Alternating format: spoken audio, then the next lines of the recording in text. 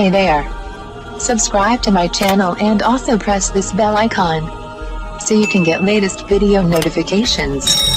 And this is absolutely free. आज मैं आपको बताऊंगी बेजान और ढलकी हुई जिल्द के लिए गोलियां बनाने का तरीका।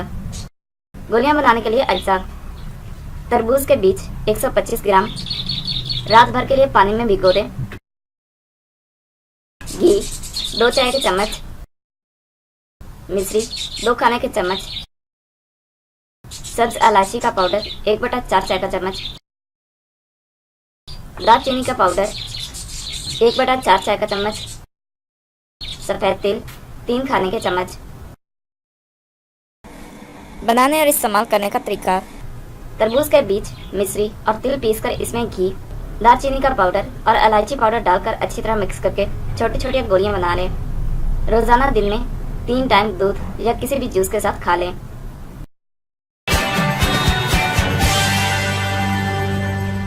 Thank you for watching my video.